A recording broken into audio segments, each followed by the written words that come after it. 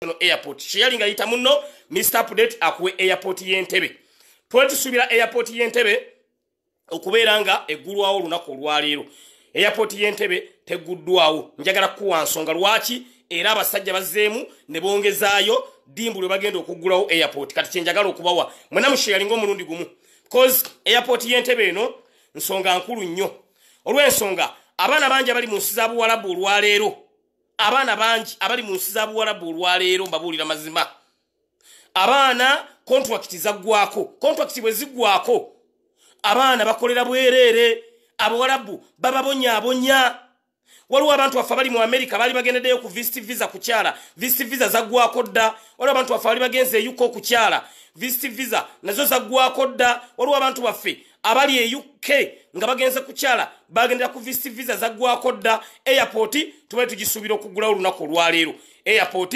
tebagiguddeewo njagala kuwa nsonga era bagambye batya ku kikwatagana airport sharing ayita muno sharing ayita muno Mr. Update abantu mbategeeze nti Mr. Update yalina waaka sharing yita muno mwena njagala mu sharing omulundi gumu because ensonga eno ya Entebbe airport esuza abantu nga tebeebase abantu ebasuza batudde meeting etudde olunaku olwaleero ku kisaawe ky'ennyonyi Entebbe nga baagala bakkaanye airport eggulwawo ddi oluvannyuma lwa wiiki nnamba okuggwako gye baali batusuubiza airport n'etaggulwawo naye kino mulina okukimanya tudimandinga okuggulawo airport n'abakungu ba gavumenti abali bagenda ne bakyusa omusaayi mu America e UK mu Europe abali bagenda ne bakyusa omusaayi mu nsi za Buwarabu nabe embeera batuddemu that's why ensonga airport eri ku mwanjo nnyo bwe batudde olwaleero kikye boogeddeko bagambye airport tesobodde kuggulwawo bongeddeyo mbwate paka nga lumu omwezi ogujja kanu imagine airport bajongeddeyo mbu bagenda giggulawo mbu paka nga lumu omwezi ogujja mulaba ejjoogo ly'abasajja abo ensi zonna Kenya eguddewo airport Rwanda eguddewo airport Tanzania eguddewo airport ensi zonna ziguddewo airport Uganda ekyaganya okuggulawo airport amazima ga Katonda mu ggulu ng'ezo ensi zonna zaguddewo dda badde balina giggulawo lwaleero era bagambye mbu bagenda giggulawo ate mwezi gujja mbu nga lumu ebyo nabera katubazudde mutulimba bulimbi mutubuzaabuza kati Mr. Update ngenda badimandinga okuggulawo airport lwampaka ngenda kuba demandinga okuggulawo airport lwampaka because buli omugala mugenda giggulawo abantu nga bagula zi air ticket nga zibeera waawo abantu bafiiriddwa air ticket mu mbeera eno ey'okugamba nti airport egenda kuggulawo mwezi gundi egenda kuggulawo nga lumu egenda kuggulawo naku za mwezi gundi muntu nagula air ticket ebeere waawo ti airport weggulibwawo aba yagula dda ticket naye abantu bafiiriddwa zi tickets abaana bali mu nsi za Buwarabu kati bakolera bwereere abaana bali mu kaaba maziga katugenda kulwana bulwanyi ku nsonga ya airport tugenda kubagana bukubaganye head on ensonga ya airport tugenda kubagana head on nga bwe nabanga mubbe ebintu by'abantu ku kisaawe ky'ennyonyi Entebbe nemba kuba nga mubuzaabuza abantu mbalemesa okulinnya ennyonyi n'enkuba yero buuku ngenda bakuba bukubi mujja giggulawo lwampaka kati Mr. Update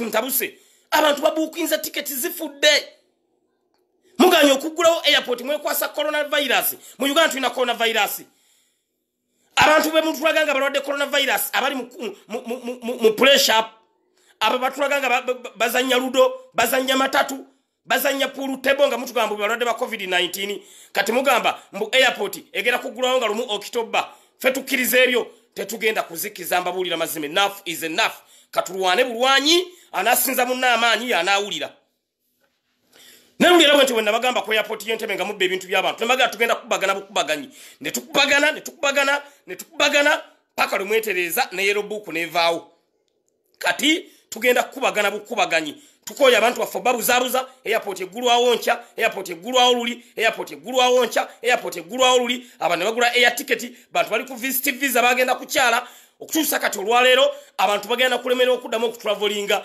because America bwobanga wali ogendedde ku visit visa neggwako okuddamu ogenda ku American Embassy obasabe visa bagikuwe kiba kizibu nnyo nga wa overstayinga mu nsi yaabwe kyekimu ne Europe kyekimu ne UK oba kiraba buli overstayinga bo tosobola bagamba ti yali COVID-19 ate yannemesa nedda bo bakonsidalinga bukonsidaliza bagamba nti bwagende mu America walemerayo kasita walemerayo visa neggwako toddamu kutambula mugenda kufiiriza abantu okutambula abantu bafiiriddwa sente abantu bafiiriddwa ssente bagula zi air ticket because air ticket sokusobola gigula nti ogigula enkya ng'ate enkyalo bagulawo gundi airport ogigula ogigula like nga 5 days to travel because bwogigula leero ng'era otambula leero ebeera expensive kati abantu bagigula bateekawo ka duration wina agamba kanjigule ng'ebula wiiki n'agigula akasente akatini oba kiraba n'agigula akasente akatini nga bwe nakuba yero book ku airport y'Entebbe n'enjigobawo nga bwe nagoba ababbi ku airport y'Entebbe nga bwe nalwanyisa obubbi awo ku airport y'Entebbe bwe ngenda okulwana n'olutalo olw'okugulawo airport mujja gigulawo lwampaka enough is enough airport mujja gigulawo lwampaka because bino bye mwekwasa tetugenda kubikkiriza covid-19 aliwa mutulaga abalwadde ba covid-19 bwe tubanga mu Uganda tulinamu abalwadde ba covid-19 mungambe segirinya nyingireyo nga sambadde maski sambadde gloves mwe munzikirize nyingireyo nze mbatwalire ekyokulya munzikirize nyingireyo mbatwalire ekyokulya nga sambadde maski sambadde gloves munzikirize nyingireyo ate mugamba covid-19 wali mu Uganda era muyina abalwadde abali mu karantini munzikirize nyingireyo nga sambadde maski sambadde gloves munzikirize kyembasaba ekyo munzikirize nyingireyo munzikirize nyingireyo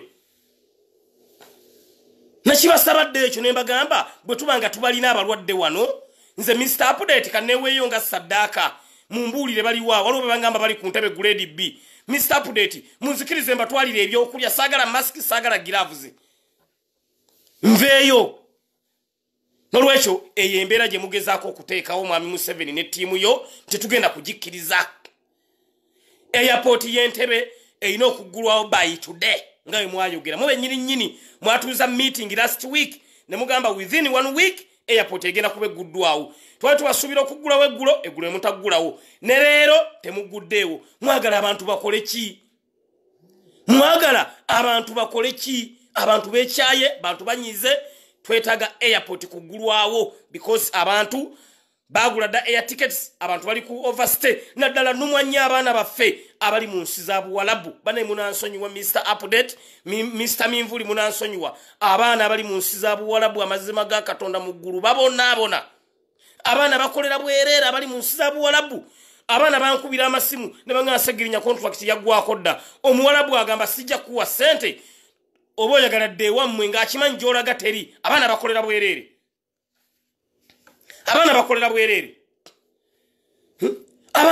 bwerere kati as we talk now eyo embeera bannaye era tugikkirize abaana baffe babonaabona temubayamba kubanga omuwalabu kasitamanya nti toli ku contract yaggwako gy'olaga ewammwe waggale kyakola okimanyi agamba kolera bwerere oba toyagala genda akimanyi gy'olaga teri naye nze mmanyi lwaki bakyaganya okuggulawo airport Mr. Update bwe nkoze okunoonyereza kwange bino byenzudde lwaki mwami Museveni aganye okuggulawo airport kambabuulire lwaki airport n'okutuusa olwaleero bakyaganya ogiggulawo sharing live video ntolina kugenda kisanga walala ogenda kisanga wano ku the updates online page lwaki airport bakyaganya okugiggulawo ensonga ekyaganya okugusizawo airport bannayuganda ebitundu 98 ku buli 100 abali mu diaspora bawagira Honorable Robert Kyagulanyi Ssentamu mwami Museveni akimanyi bwe bakoma waabo wano bonna bagenda bayina endaga muntu bagenda mukuba akalulu ensonga lwaki akyaganya okuggulawo airport ebitundu 98 ku buli 100 bannayuganda bali mu diaspora bawagira change mu ggwanga Uganda ate nga mwami Museveni ekyo tosobola kistopinga change is a factor of life change is inevitable omwana nga atuusa okuzaalibwa ne bw'ogamba nti addeyo aveeyo enkya tekisoboka ekyo Katonda bw'ate bwe yakikola nolwekyo mwami Museveni aganya okuggulawo airport due to political reasons akimanyi bannayuganda abali mu diaspora temumuwagira ate nga temujja muwagira luhampaka that's why aganya ogiggulawo akimanyi we mukomawo wano mugenda mu voting out and it's true bona bagenda kulondola ne Robert Kyagulanyi Ssentamu bannayuganda bali mu diaspora bekyawadda omuntu walekerawo ensi ye agende mu nsi endala kitegeeza nti ensi ye embeera ebeeganye nolwekyo abantu abo mwenna abamanyi abali mu diaspora ti mwenna muyina endagamuntu era mugenda bakalu. That's why balina n'olukwesikwesi okuggulawo airport mbunga n'akalu kamaze kuggwa because batya abantu abali mu diaspora. Kye batya kino kankibagambe olange Mr. Update wandi kyogedde kankyogere. This is reality. This is reality. Mwai Museveni atidde akalulu atya n'ekisiikirize kye ate era tayinza bafo osinga mumuwagire nti mwegayirire mufukamire muneggulawo airport bw'oggulawo akalulu tujja kukawaggwe. Nedda diaspora community eyagala change. Diaspora community abantu bagula dda ne air tickets zaabwe nga balina okudda bavotinge. Voice ya diaspora community teyeekweka wala ng'esegenya tewandi kyogere. Nedda bannayuganda bali mu diaspora voice yaabwe teyeekweka. No. Tosobola kuva wano n'ogenda mu America n'osigala ng'owagira Museveni. Tosobola kuva wano n'ogenda UK n'olaba byolabye UK n'osigala ng'owagira Museveni. Tosobola kuva wano n'ogenda mu Europe n'osigala ng'owagira Museveni. Just why abantu bonna baatuuka eri bwe baalaba ebintu ebiri mu nsi ziri nga nene waffe bisobola okubaayo buli muntu yenna ne yalimu oluwagira mwami Museveni bonna baakyuka. N'olwekyo kino tulina okukyogera yensonga lwaki aganye okuggulawo airport. Yensonga lwaki aganye okugiggulawo. Naye yadde aganye okugiggulawo tekisobola bajjako kubeera na standi yammwe nti mwagala change. Tajja bakaka. Tayina kubakaka kakati omeka tayagala teekawo mbeera mbwe abali mu diaspora bagambe munayeggulawo bw'onoggulawo akalulu tujja kukawaggwe. Nedda. Let us face the reality nti diaspora community eyagala change. Ate naye akimanyi namwe abali mu diaspora mukimanyi nti mwagala change. That's why nze nagamba wano ku live update tewali muntu atuyambye wano mu ggwanga lyaffe Uganda nga diaspora. Nze mbabuulira singa diaspora teyaliiwo singa wano twafadde enjala ne tukunkumuka ne tuggwawo. Tubadde wano mu nveera ya COVID-19 diaspora community nga muyita ku page ya Mr. Update mugulidde abantu abawera emitwalo 5 emmere. Okita kyakusaaga nkiddamu. Tubadde wano mu COVID-19 period diaspora community bagulidde abantu abasuka mitwalo 5 emmere nga bayita ku page ya Mr. Update. Okiyita ekyokusaaga ekyo. Diaspora community muli ba mugaso nnyo. Munnayuganda ali mu diaspora wa mugaso nnyo. Era nze mbabuulira singa temwaliwo wano mu Uganda abantu abandi kunkumusa enjala bandibadde bayitirivu. Mwatutaasa kinene nnyo during COVID-19 period. Diaspora community abantu be mwayamba basinga ne Uganda be yayamba. Wano ku page mbagambye nti abantu abayambibwa bali mitwalo 5 n'omusobyo. Mukita kyakusaaga ezo sente mwanzitoolanga ne mungamba Mr. Update twala wane emmere twala wali emmere ne mulaba bali ebiwata ne mungamba twala wane emmere twala wali emmere ne tugabe emmere n'okusinga emmere gavumenti gye yagaba. Kitegeeza diaspora community ya mugaso nnyo mu revolution. Era singa temwaliwo mbabuulira mazima bannayuganda enjala yandibase singa tulina lugendo mukoze kinene nnyo struggle y'eggwanga Uganda okujongeramu amaanyi diaspora community. Era saagala abakwatako because mutubeereddemu nnyo. Era omuntu atappreciating a diaspora community manya ayina ekikyamu. Era waliwo abantu bempulira nedda abali ku ground ffe ba mugaso nnyo abali mu diaspora si ba mugaso. Ekyo bwe nziraba omuntu addamu okukyogera ekyo nja kubagana naye ngumi. Twetaaga tiimu zonna. Tulina amagye ag'omu bbanga n'amagye ag'okuttaka. Diaspora community magye ga mu bbanga g'ebizungirizi gabiwuzuumya biva waggulu. Ate ntubeerawo n'amagye ag'okuttaka ag'abasegirinya gonna tugeetaaga. N'olwekyo diaspora community mutukoledde omulimu gw'amaanyi. That's why Bosco ali mu bapanishinga aganye okuggulawo airport. Mbabuulira okutandika n'olwaleero otawulwa airport y'Entebbe ndulonkinze.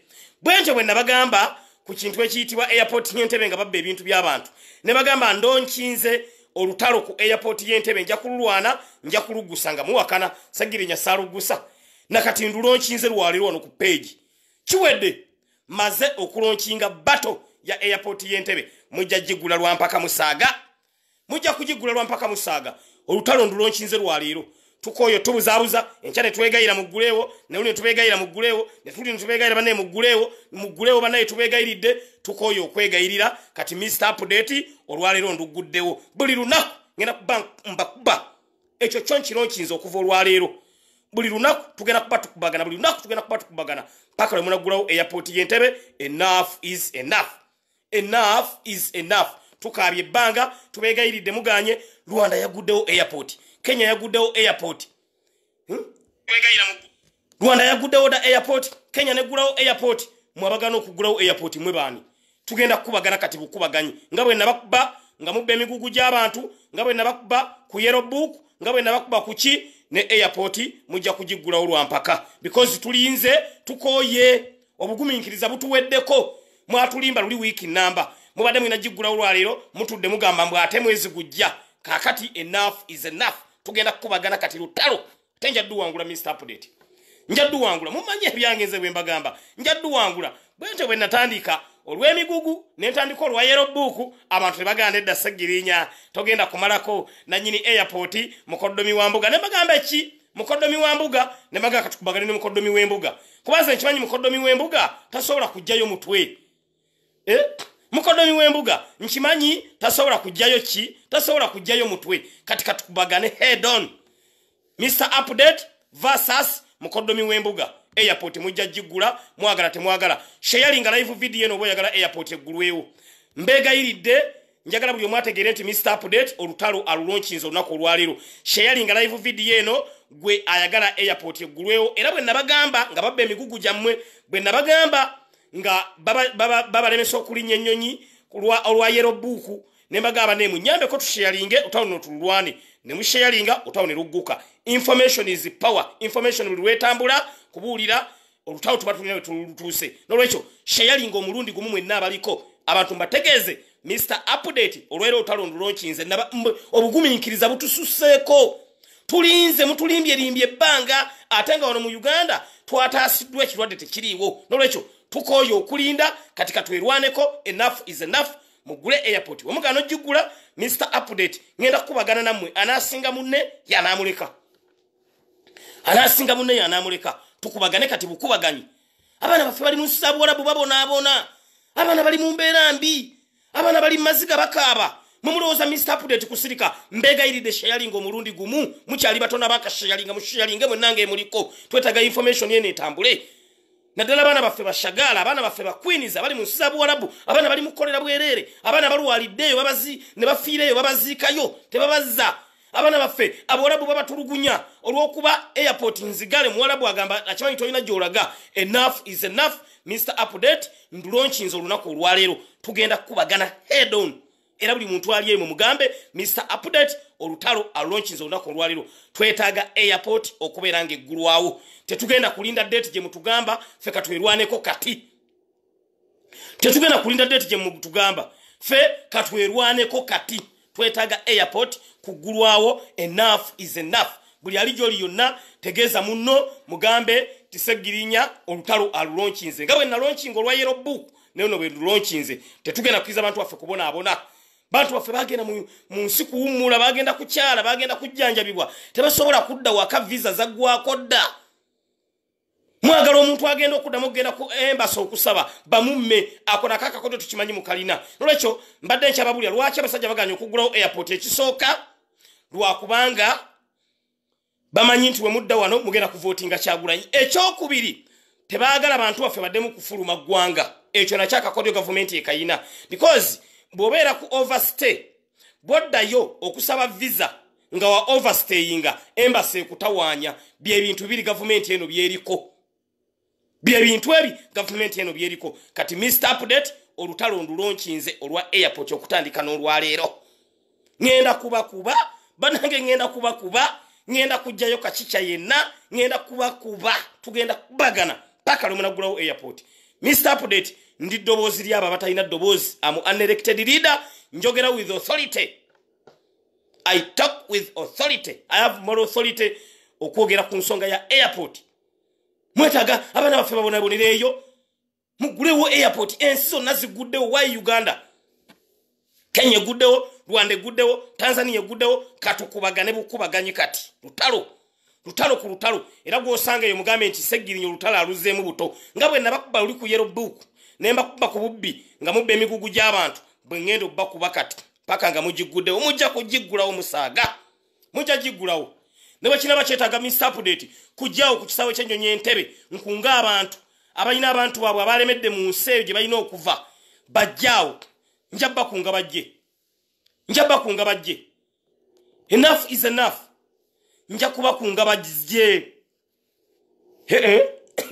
tetugenda kukkiriza ngenda kubakunga bajje twatulabye nga mwe muyina hidden intentions why temugulawo airport muyina hidden agenda lwaki temugulawo airport nolwekyo ngenda kukunga abantu bonna abalina abantu baabwe abali eyo nga ba overstayinga bali eyo batuuka okudda tebandadda nzije mbayiwe ku airport yo Entebbe awo paka nga mugiguddewo mujja giggulawo nze kimanyi gavumenti ewulira muliro Mr. Update kati ntabuse enough is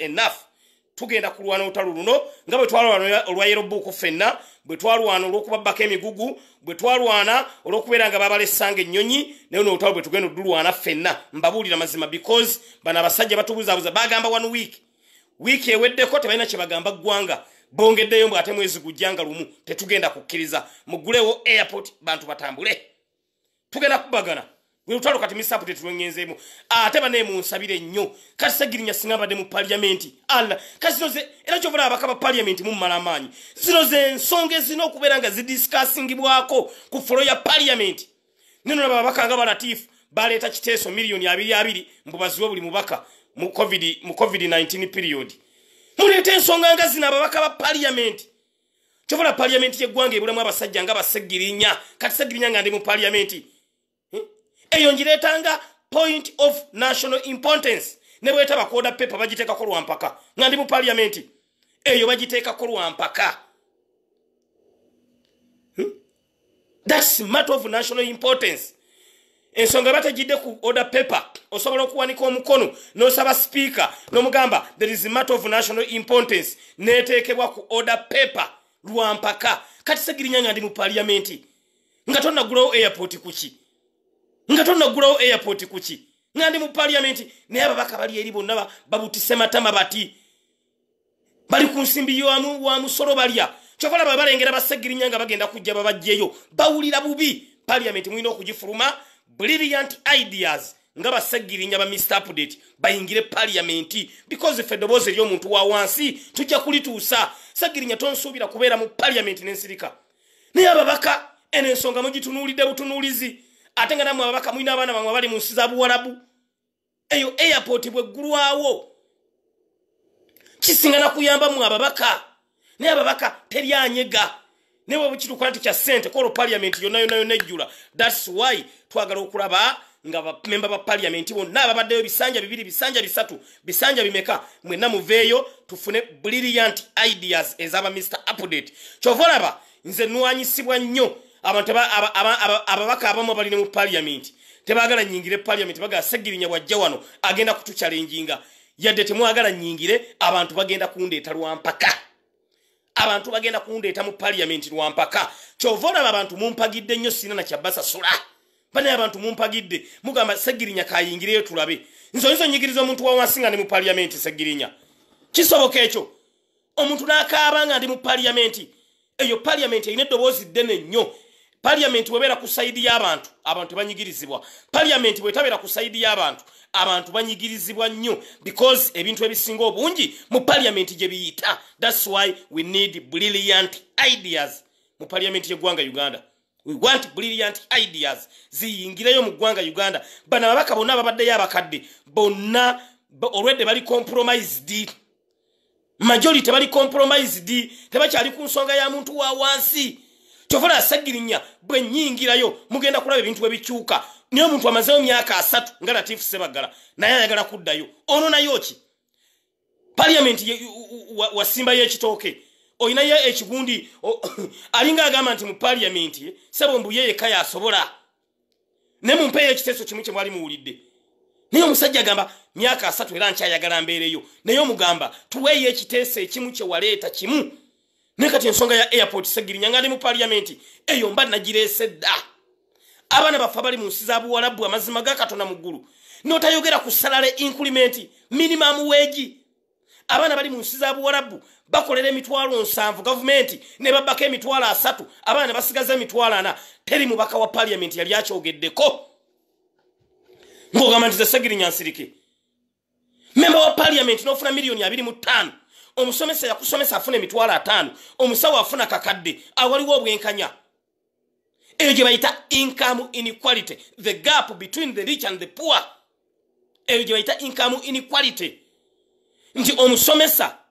asomesa member wa parliament afuna emitwalo 4 omusawo ajjanja member wa parliament afuna kakadde olowooza oti abantu abo okukola nga baagala Ssegirinya ngenda bayisa bubi nnyo nga nnyingidde parliament nyina ebintu embi enjagala bikyuke ekisooka salary increment eri abasomesa ekyokubiri salary increment eri abasawo ekyokusatu salary increment eri abaana abali mu nsi za Buwarabu kino nkibagamba buli lunaku abaana abali mu nsi za Buwarabu bakola kinene nnyo okuyimirizawo ekonome y'eggwanga Uganda Philippines eyina abaana mu nsi za Buwarabu Philippines abaana sente ze bafuna ba Philippines zikubisamu emirundi 3 kuzabana Uganda ze bafuna why because parliament y'eggwanga Uganda yagano tekawo omugongo eri abaana baffe abali mu nsi za Buwarabu nolwekyo chobolanze Mr. Update na njagala ntete kitesonga nyingide parliament diaspora community mufuno mbaka wa parliament abali presentinga ekyo Ssegirinya ngeno kireta ku fulo ya parliament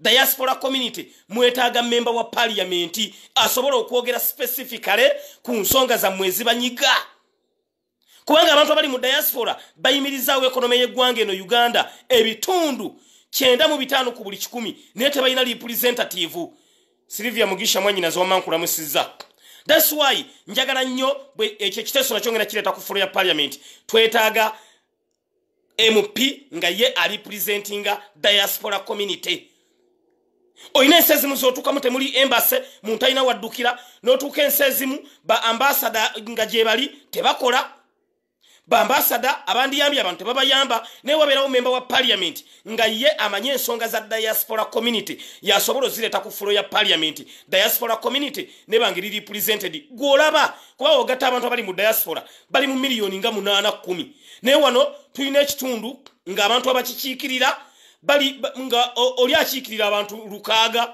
abantu 7 zino gundi empya ze batemyemu constituency empya ze batemyemu abantu osanga omuntu ng'akiikira abantu 10 lwokka naye diaspora muli bantu miliyoni 8 miliyoni 10 mwetaaga representative mwetaaga MP nga yes specifically ayogera ku nsonga za diaspora nga oba ambassador takoze oba ambassador akoze naye MP wa diaspora nga yajja kuyimirira agambe bannange Saudi Arabia tulina abana babonabona MP wa diaspora ajja kuyimirira agambe Jordan tulina abana babonabona kati nga Jordan teri embassy MP wa diaspora ayimirire ku fulo agambe abana bali China babonabona naye diaspora community teina representative mu parliament atenga abantu aba diaspora batuyamba nnyo babonabona nnyo ba ambassador bawerezebwe eri tebabayambye kati Mr. Update bwe nyingirayo ekyo kiteso nakyo ngenda kukireta ku fulo ya parliament that diaspora community yetaaga representative nga member wa parliament ngoyo agenda kwogera nsonga specifically za diaspora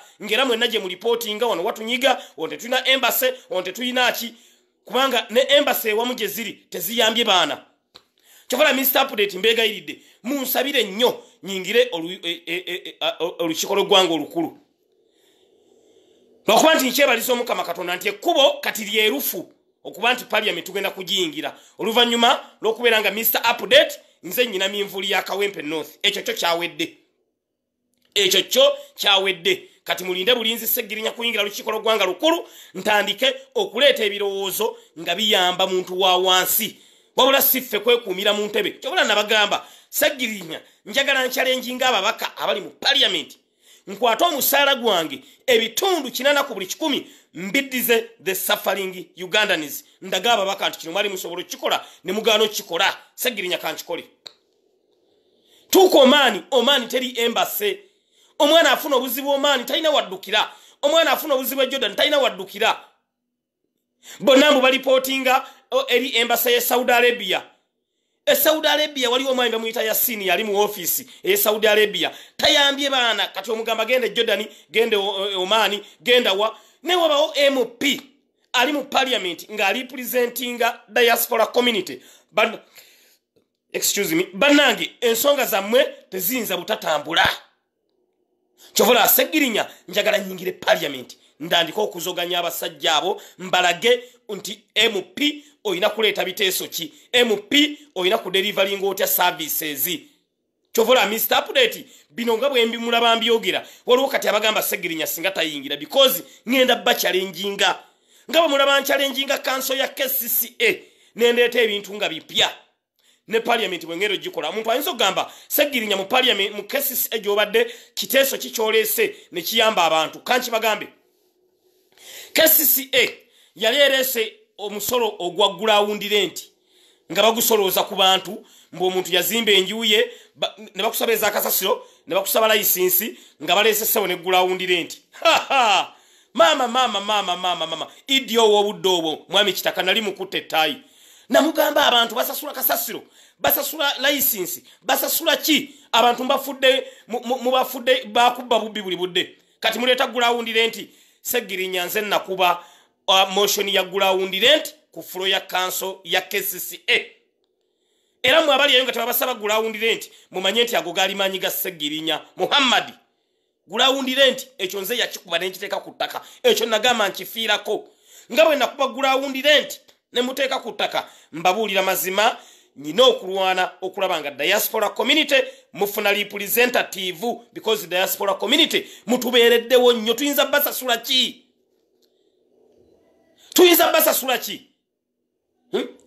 bwe tufuna MP ng'atuula wano mu kikolo gwange olukulu ng'amanye ensonga za diaspora kiba kyanguwa omwana waffe afiiridde mu nsi za Buwarabu nga MP wa diaspora akyogerako ku fulo nga tulaba family eyambiddwa etya mukomyawo mayiti omwana waffe ali mu nsi za Buwarabu alemeddeyo ayagala kudda bamutulugunya nga MP ayimirira ng'agamba tulina abaana bali Jordan bali 10 ono no baagala kudda nga parliament eyisa sente ezikomyawo abaana awo ku butaka nga badda abandifiiriddeyo nga bakoma obulungi ate n'omuwarabu atya nnyo bw'alaba ng'ensonga zammwe zoogerebwako ne ku fulo ya parliament because bazikubaganyako ebirowoozo bali Sseggirinya oli mu kiyumba kya muwarabu omuwarabu n'omulaga nti olaba wano parliament ng'enjogerako nti mumbonyaabonya omanya omuwarabu bw'ayinza okutya ng'alengedde Sseggirinya Muhammad gwakozesa bali mu kumwogerako mu lukiiko lw'eggwanga olukulu n'okimulaga bulazi bwoti enkyayinza okuddamu okumanyira agabugayi munnaye amusole amanye ekintu kigenze vairo awe ntuuse Mr. Update abo mulanyingidde parliament ngenda kukankanya parliament mwena mugenda kutya mugendaga kino twakisuubira munjaga nti Sseggirinya ng'aluwawo okuyingira njagala parliament eyo ngiteeke mu level because ebintu bingi nnyo byenda bisobola okyuka ng'abaka abaliyo balemeddwa kati Sseggirinya kaneeyingirireyo ebintu mbirwane bijja kukyuka ate ekirungi tugenda kubeera mulembe omulungi nga Kyagulanyi ye president twagala tubalage kye bayita waka kati airport nzigale nga Sseggirinya ndi mu parliament airport neba nga teggulwawo nga ndi wali ntudde butuuzi mbutise matama basimewo bali muli bannabakoba bali muli bonna bamutuse matama bantu waffe bali eri babonaabona Mr. Update kati nze nfe byana n'olutalo wano ku page songa kati singa wano Mr. Update njogera nga ne parliament ensonga yagikonyeeko dda abaana baffe ne basasulwa obusente obutini abakola mu nsi za Buwarabu afuna emitwalo 7 ne bamutemako emitwalo 3 gavumenti ng'omusolo n'asigazaana Sseggirinya n'embeera wali nga mbutise matama mu parliament omwana afuna emitwalo 4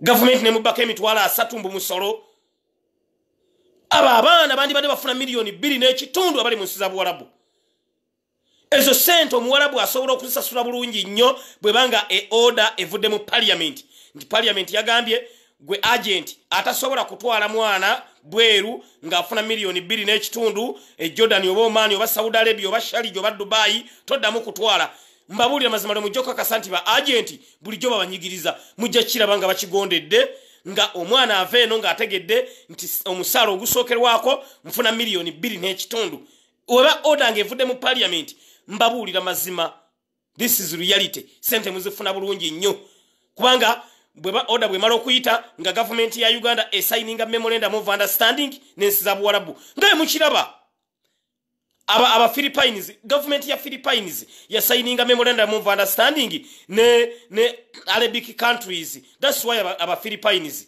bafuna sente nyingi nnyo okusinga abana Uganda. Ne wano mu Uganda tukisobola bulungi nnyo. Government yaffe order bwe malo kuyita mu parliament nga kiwedde then nga ate signing a memorandum of understanding nti omusalo ogusookebwako omwana ali mu nsi za Buwarabu ayina kufuna miliyoni 2.5. Ekyo kiba kiyise ne agent yakutwala akimanyi ofuna 2.5. Naye bali eri basirisa abakaba parliament abana baffe banyigirizibwa abana baffe batemako omusolo emitwalo 3 n'asigazaana teri MP ayogera bonna basirise. Chovala mbagamba nnyo bannange buli ali kuno Lwana Ssegirinya Nnyingire. Banange mbasamu Lwana Ssegirinya Nnyingire nebazaaba banonyereza akalulu abakutte ebifaananyi byange ne mbifulanga profile pic. Mukukwata ekifaananyi kya Ssegirinya kifule profile pic. That's any campaigning move also. Sunny campaigning move. Obon campaigning day. Obon campaigning day. Abana bangi nnyo bakutte ekifaananyi kya Mr. Update bakifute profile pic. Kitegeeza abantu abakugoberera bagenda kulaba ekifaananyi kyange bagambe katuwe Mr. Update. Nze Nnyingire eri ngenda kulwana olaba nwana kati. Ekyo mmanyite munnyina mu Dawuti nti Ssegirinya siikole. Ekyo mmanyite wali annyina mu Dawuti nti Ssegirinya siikole. Mbabuulira mazima ekyo mukimanyi abali ku the updates online page nti Ssegirinya singa nnyingira parliament. Just expect service delivery. Just expect service delivery because nze Mr. Update nyina omutima ogulumirirwa other than other MPs or other representatives abatabafuddeeko. Mu parliament tunamu abaka bangi tulinamu abali ku side y'abantu n'abali ku side etali y'abantu. Obo kiraba naye abantu baffe bakaabye nnyo abantu baffe banyigiriziddwa tutunula butunuzi tuti. Amagulesi asina matovu webale nnyo profile pic ngirabye. Parliament bagenda okweyongeza omusaala kolo bonna ne bajjula. Mwala bano ku miliyoni 200 ezaawe babuli mbaka wa parliament. Ekyo ekiteeso kyaleetebwa Latif Ssebaggala ku folo ya parliament. Si kyogera olw'okuba nti njagala kudda mu kifo kyavaamu nedda. This is reality. Ye yaleeta motion eye miliyoni 200 ku folo ya parliament. Kye kiteeso kyokka kye yaleese bukyanga ayingirayo myaka 3 mu parliament y'eggwanga Uganda. Nenge ekyo bana Uganda kye beetaaga. During COVID-19, Mr. Update ndi ku page ngamba bane tuyambe tunonyeza abantu emmere bananga ina yakawunga kawereze bananga ina yetoke liwereze yewe yayimirira ku folo ya parliament yagamba buli mubaka afune miliyoni 200 era ne bazibawa Honorable Robert Kyagulanyi Ssentamu nagamba this is an indirect bribe era najizaayo. Honorable Robert Kyagulanyi Ssentamu nazizayo nenge yaleta motion yeyo ku folo ya parliament is none Honorable Latif Ssebaggala. I'm telling you, is none other than Honorable Latif Ssebaggala. Ye yaleta fuleyo ku motion yeyo ku folo ya parliament naga buli mubaka bamuweeyo miliyoni 200 bagende beekubeka enfuufu. Ng'abantu bafanjala abantu banoonya kyakulya Ssegirinya bwenji yemmere bwenkola nti ebyo bibaka abantu bebaga ebyo ebiteesa abantu bebaagala. Abantu beetaaga ebiteese bibazimba. Abantu beetaaga ebiteese bibazaamu essuubi. Leta ekiteeso nti airport eggulwewo. Leta ekiteeso sale increment eri abasomesa eri abasawo. Leta ekiteeso sale increment eri abaana baffe abali mu nsi za Buwarabu. Olaba abantu batagambye nti ddala oli ku muzuuli oli ku mulamwa. Mwalaba Honorable Robert Kyagulanyi Ssentamu bwe yafuna chance mabega kaawunga ayogera yagamba bannange ku folo ya parliament nagamba mpaddeyo ennyonyi egenero n'abaana abali e China ababona neza mulengera ebiteeso bye twetaaga yadde government yaziimula ekiteeso ekyo naye olengera nga kyali kiteeso kikulu nnyo kyagenda mu answered the parliament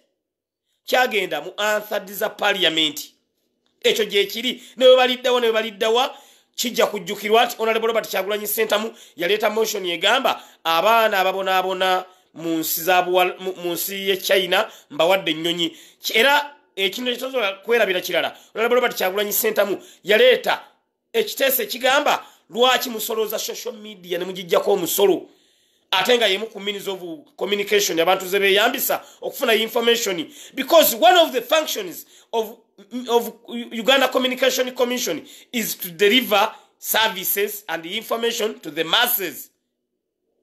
Zezimu ku functions za Uganda Communication Commission.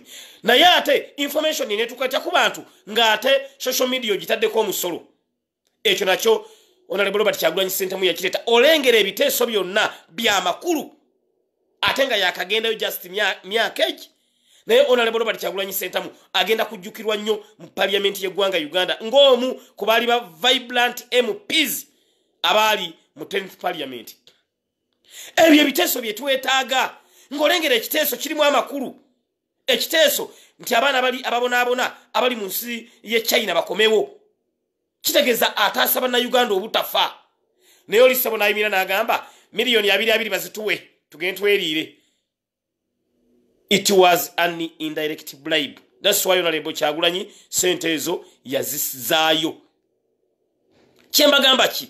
Twetaaga ba MP ab'omulamwa, ba MP abalina spirit of nationalism. Segirinya nze neemanyi seewaana nyina spirit of nationalism mu mutima gwange. Saagala muntu abonaabona nga nze ndi happy. Njagala ffenna tubeere happy. Ne waliwo omuntu ng'agamba gundi okubonaabona kinkolera nnyo. Oba kiraba gundi okubonaabona kinkolera nnyo. Kati omuntu bw'atyo aba talina makulu eri ggwanga oba eri nsi eno. Twetaaga omuntu agenda okubeera ng'ateeseza eggwanga nga taseseza lubuto lwe. Twetaaga omuntu agenda okwogera ensonga eziruma omuntu wa wansi. Gwe sindika parliamentary material Segirinya Muhammad omusindikayo olabe. Nsindikayo ompa omwaka gw'olabe kyengenda okuteeka kundi. Ku floor ya parliament. Nsindikayo just mwaka gumu gwokka. Omanyi bantu batunyooma nnyo naye gwegezesa bugezesa Segirinya musindikeyo within 1 year ojalaba ekinava mu mpale y'ebiraka. Era nze bwe nayingira bwenti ngenda kubaawo ne kye bayita 100 days of Mr. Update. 100 days of Mr. Update. 100 days nga nakayingira parliament. Mujja kakasa who is Lord Councillor Segirinya Muhammad. Lameka Kalavin wama webale nnyo ogambye vote Segirinya Muhammad MP Kawempe North afi ogambye Nup Mr. Update tukwagala nnyo Kemagi ogambye mai Segirinya wange omubwati kyenjagala okubategeeza gwe nsindikayo olinde 100 days of Segirinya Muhammad lwojjo kakasa ennaku 10 ezigenda okusooka. Ennaku 10 ezigenda okusooka nga nyingide parliament mugenda kulaba ebiteeso byengenda okuleeta mwenna mujja gamba nti omusajja ono yalwawudde okuyingira. Kubanga mwetaaga services. Government ebafuddeeko. Shamiremi Ozereti airport batugambye egenda kuggulwawo mwezi gujja. Kati Mr. Update n'embigaana nenga nti kati lutalo kulwana. Emuyomba Richard nsanyusa okulaba nenga lutalo kulwana tewakyaliwo kuzikiza because airport batanse tubuzaabuza gulwawo nkya luli tukube bakube katugenda kuba bakube Vikirubo wa masanyiso okulaba onge nti Segirinya tukwagala nnyo era tukwagaliza oba MP Kyagulanyi Aizo bannange kantu sokusasira kwange muganda fono Kyagulanyi Aizo yomu ku basajja abawagire nnyo abantu baffe abanyigirizibwayo yomu ku basajja abasondera abantu baffe abali obubi mukiwulira yomu ku bantu ababeera mu charity yomu ku bantu abasondera omwana oligo mwala babwire okugulu bambi Kyagulanyi Aizo onako lwalero afiridwa taatawe. Kyagulanyi Isaac afiridwa taatawe. Mwana oyo afaananya erinnya ne president wa erinnya erimu naye bamuyita Kyagulanyi Isaac. Ampereza message nanga Mr. Update nfiridwa. Bambi kitalo nnyo ekyokufiirwa taata muganda ffe Kyagulanyi Isaac era ndi mu kweteekateeka ndabenga muganda waffe oyo tugenda tumuziikireko because omwana oyo Kyagulanyi Aizo abaddewo nnyo. Mulabya obambi ng'ayita wali maziga taliiwo yali bweru wa ggwanga talina bwadda airport nsibe ange Segirinya gosobola okundi presentinga bambi kitalo nnyo kitalo ddala era nkutegeeza tingenda kubaayo ngenda kubaayo nkuli presenting muganda waffe naye kitalo nnyo ekya taata kubanga oyimirirawo nnyo n'abantu waffe abanyigirizibwa oyimirirawo nnyo. Nolwekyo omwana oyo amuna update 9 page era nga fani waffe ate nga y'omu kubajjumbira ennyo zi charities ez'okuyamba abantu waffe abanyigirizibwa. Era mumanyi bwe twali tusondera n'oli omukyala eyazaala ne bamukwatira mu ddwaliro mutegeera mukyalo oli gwe nadduka ow'ebulenga gwe bakwatira mu ddwaliro omwami oyo bambi Kyagulanyi Isaac ye yasasula biiru y'eddwaliro yonna nga bakwatidde mwannyinaffe mu ddwaliro ye yasasula biiru y'eddwaliro bambi nanga Assegirinya dduka omukyala gwe bakwatidde mu ddwaliro omugjeyo n'asasula biiru y'eddwaliro n'apangisiza omukyalo oyo ennyumba bambi afiiriddwa taata kitalo nnyo kitalo ddala saba omwoyo gw'omugenzi taata Omukama Katonda agulamuze kisa muwala wa Aisha kifaananyi ngenda kikuwa bambi nsaba omwoyo gw'omugenzi Omukama Katonda agulamuze kisa naye tuggumya muganda waffe obaddewo nnyo naffe ne bambi kibi nnyo kibi ddala bambi ng'ovudde ku byaki ayina kye bayita spirit of nationalism omuntu ayamba omuntu atola katono kaalina mbabuulira mazima taba muntu wa kusaagala olwekyo kitale nnyo ekya taata tusaba omwoyo gwe Omukama Katonda agulamuze kisa Mr. Update nja kubaayo mu kuwerekera omwoyo gw'omugenzi ne bambi kibi nnyo kibi ddala ate ye tagenda bambi funa chance eziika kubanga taliiwo airport yinzigale yandiyagadde ajje naye gwe teebereza era gavumenti yetuleetedde ebyo kuba airport eyo singa ebadde nzigale omwana yandizze ate sinaaziika taata we netasobola kujja kuziika airport nzigale anaayitawa kati Mr. Update nze nyina bambi omuli presenting era ngenda genda mbeeyo era ku makya ngenda keera ngende because munno mukabiye munno ddala wasondera omukyala nga bamukwatidde mu ddwaliro biiru y'eddwaliro omukyala oyo nga talina waakusula n'omusondera ssente z'ennyumba ekyo sisobola kukyerabira kyewakola nga omukyala amukwatidde mu ddwaliro mukyajjukira bulungi nnyo banendooza bali kuno mukyajjukira omukyala gwe bakwatira mu ddwaliro ery'ebulenga gwe nadduka nenunula omwana ono bambi ye yasasula ssente oba omwami oyo ye yasasula ssente nanga Assegirinya addukayo mukyala ne tumutaasa tugenda okumaliza okusasula biiru y'eddwaliro nti aye talina waasula ne tumupangisiza ennyumba tugenda ogira nti talina capital tumugulira awo amanda ensawo nnya natandika okutunda kati omuntu yenna ng'alina ettaffaali yali atadde ku nsi eno ng'ate asobola mu bw'omuntu tetuyinza kubeera nga tetumubeereramu bambi muganda ffe Kyagulanyi Izo sorry tusaba Allah omwoyo gw'omugenzi taata agwe ekyomula eky'emirembe naye Mr. Update ngenda kubeerawo nnyo olaba mbeereramu abantu abatatubeereramu oba abantu betulabye obulabi naye ate gwe muganda waffe abadde abeereramu abanaku n'ekyo kibi nnyo ekya taata kitalo ekinnumye bambi n'amazzi gampulira Mr. Update gaagala kumpitamu tagenda kuziika olwa airport okubeera nga nzigale kyovala abasajja mmwe tugenda kukubagana paka ku muntu asembayo kibi nnyo kibi ddala tukusaasira muganda waffe tukugumya nti tosobodde kugenda kuyiwa ku taata ttaka naye gwe teebereza omwana gyali eyo nga ali mmirimu taata we yafudde omusubiro nti enkyokukola nga tamuziiseeko omusubiro enkyokukola nga tamuziiseeko naye ng'ekiremesezza ekyo airport kubeera nzigale kubanga yandize kyovola abasajja mwe ngenda kufaafaagana nammwe paka nga airport eyo eguddwawo Mr. Update ennaku enkutte mpulira amaziga gaagala kumpitamu live y'olunaku olwaliro kangikomyawo kankomyawo live mbeegayiridde kangikomyawo kibi nnyo kibi ddala omwana ono bambi abeereramu nnyo abantu nnyo omukyalo oyo gwe twajja mu ddwaliro nga bamukutte ng'azadde ab'eddwaliro bali bamugambye asiimule eddwaliro okumala emyezi 6 mbu ssente ziggweyo nti asiimule eddwaliro kankomawo Mr. Update